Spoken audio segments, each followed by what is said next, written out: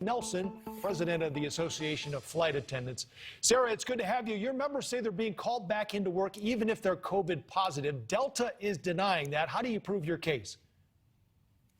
So that's actually not what we're saying, Joe. What we're saying is that it was not helpful for Delta to ask the CDC to change the policy in the middle of the busy holiday travel season to say that this was a staffing issue rather than a public health issue.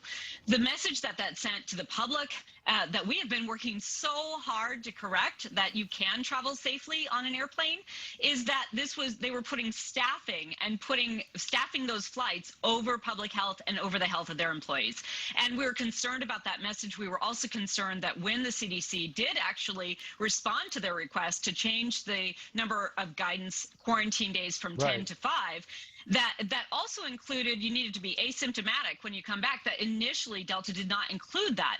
And we were very concerned that this was going to lead people to believe that they should come back to work when they were sick. So we're not saying that the airline was telling people to do that. We're saying that during this time, this was sending the message, and we were getting reports that people were very confused about this in the middle of the busy holiday season. Implementing a policy like that at that time is not helpful. Delta is not unionized. At our other union carriers, we got with management right away and said, this is going to confuse people. Let's talk about this. And they delayed putting those policies in place because we do need that consistent communication. People need to understand what the guidance is, how best to protect themselves, how to protect their workplace and the passengers in our care. And in our case, in air travel, it's especially important that the traveling public understands that you can fly safely. Well, I apologize because the confusion apparently was even among us as well. So Delta says it's updated the sick leave policy. If you test positive, you get 5 days outside your sick days and then 2 additional days if you test positive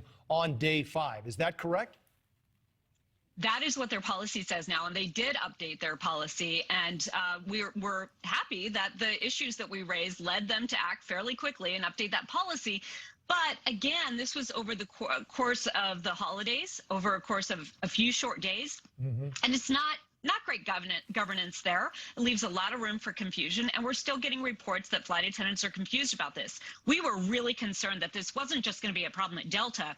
It was going to be a problem at our other airlines, in other work sites, and that people were going to think that this new CDC guidance meant that they should be coming back, whether they know whether they're infectious or not.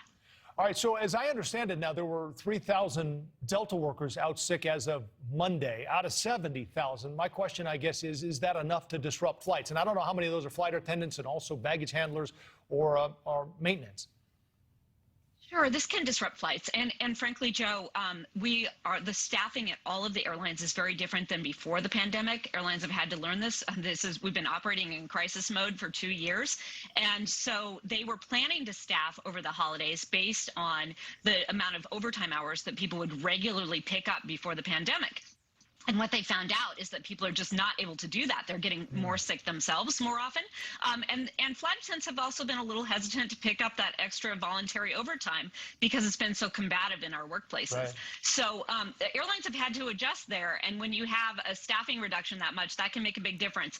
I do want to note, though, that while we saw all those cancellations on those flights, we also saw individual cancellations because travelers were getting sick or concerned about Omicron, too. Yeah, we know you're facing a lot of challenges in the air. Sara Nelson, president of the Flight Attendants Association. Thanks for the clarification, and thank you for the time. Appreciate it. Thank you, Joe. Good night.